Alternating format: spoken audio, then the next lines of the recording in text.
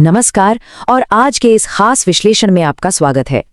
आज की हमारी ये उच्च स्तरीय समीक्षा पेरू में स्थित एक बेहद रहस्यमयी और प्राचीन ढांचे पर केंद्रित है, जिसे अरामु-मुरु कहा जाता है।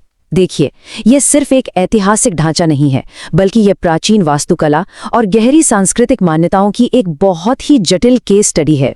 तो चलिए, बिना समय गवाए हम इस ढांचे का एक वस्तुनिष्ठ और तार्किक नजरिए से विश्लेषण करते हैं, ताकि इसके निर्माण के असली उद्देश्य और इसके सांस्कृतिक प्रभाव को समझा जा सके। जरा इस तस्वीर पर गौर कीजिए। अरामु-मुरु को एक विशाल, बिल्कुल ऊबड़-खाबड़ चट्टान के ठीक बीचों बीच तराशा गया है। आप स्पष्ट रूप से देख सकते हैं कि ये एक चौकोर दरवाजे का आकार है। पत्थर से टकराकर लौटती ये रोशनी इसकी वास्तुकला की सटीकता को साफ साफ उजागर करती है।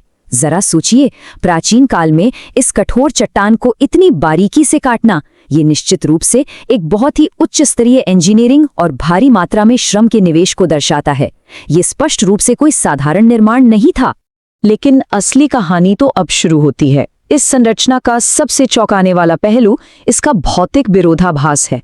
पत्थर में तराशा गया एक दरवाजा जो असल में कहीं नहीं जाता। प्रवेश द्वार के जो भी मानक वास्तुशिल्प तत्व होते हैं, जैसे कि चौखट, उसका आधार, वो सब यहाँ मौजूद हैं। लेकिन इसके पार क्या है? कुछ नहीं, केवल एक ठोस अभेद्य चट्टान। अब अगर हम इसे संसाधनों के प्रबंधन और निर्माण के नजरिए से देखें, तो ये एक बहुत बड़ी पहेली बन जाती है। आखिर इतनी मेहनत से ऐसा दरवाजा क्यों बनाया गया जिसका कोई भौतिक रास्ता ही न हो?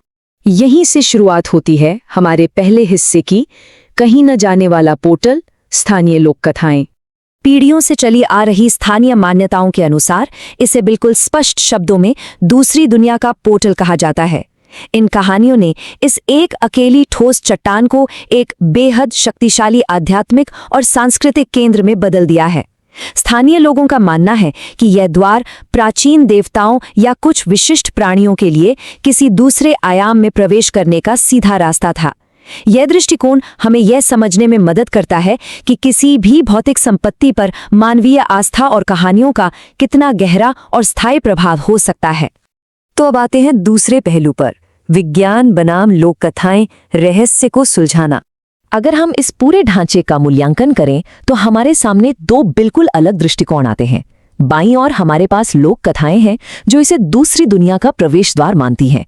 ये विचार निस्संदेह बहुत आकर्षक है। लेकिन दाईं ओर हमारा पुरातात्विक और वैज्ञानिक डेटा है जो कहीं अधिक व्यावहारिक निष्कर्ष की ओर इशारा करता है, यानी एक धार्मिक या अनुष्ठान स्थल। ऐतिहासिक प्रमाण हमें बताते हैं कि प्राचीन सभ्यताएं अक्सर ऐसे प्रतीकात्मक ढांचे बनाती थीं जिनका मुख्य उद्देश्य आध्यात्मिक एकाग्रता, देवताओं की स्तुति या विशेष पूजा पाठ होता था। हमारी ऐतिहासिक वास्तविकता इसी ठोस निष्कर्ष का समर्थन करती है। इन सभी बातों को एक साथ लाते हुए हम पहुंचते हैं अपने निष्कर्ष पर, एक स्थायी रहस्य।